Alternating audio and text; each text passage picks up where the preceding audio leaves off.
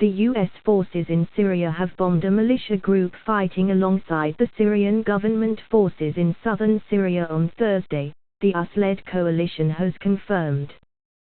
The coalition said in a statement that the Syrian forces posed a threat to U.S. and partner troops at Taf base near the Syria-Iraq-Jordan border.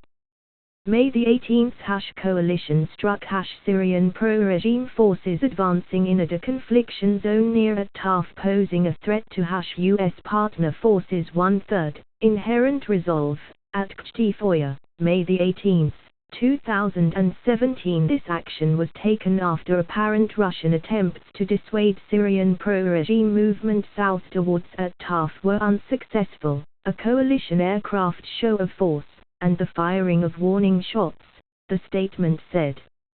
Having commented on the incident, the U.S. Defense Secretary James Mattis said Washington was not deepening its role in the Syrian conflict, but would defend its troops. Breaking U.S. not increasing role in Syrian civil war, Mattis, AFP news agency, at AFP, May the 18th.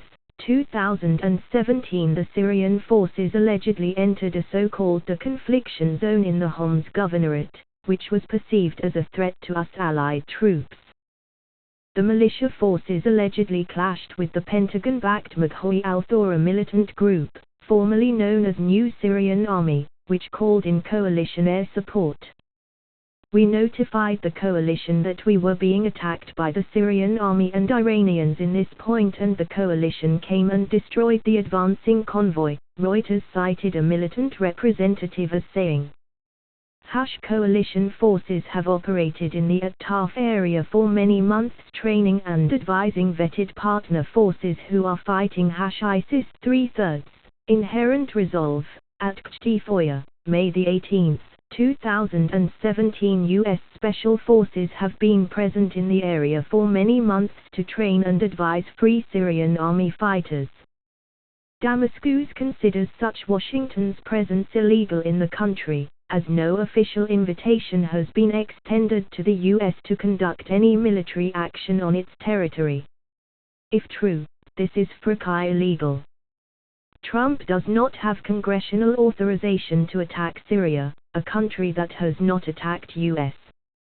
https://5cf7gbvwc7, TEDLU, at TEDLU, May the 18th, 2017. A tank and a bulldozer were hit during the strike, AP reports, citing unnamed U.S. defense officials.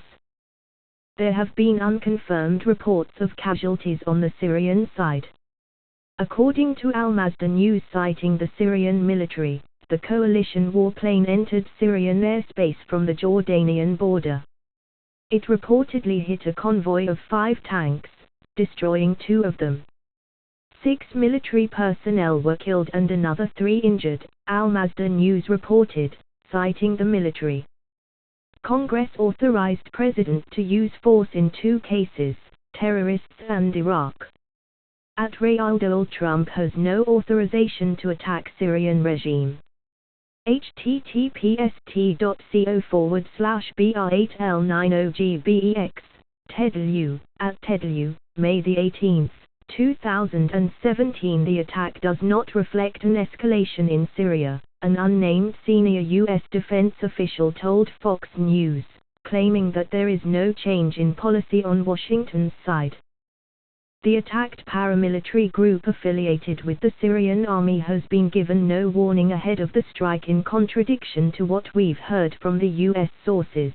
Political commentator from Damascus, Alaa Ibrahim told RT, citing military sources in Syria.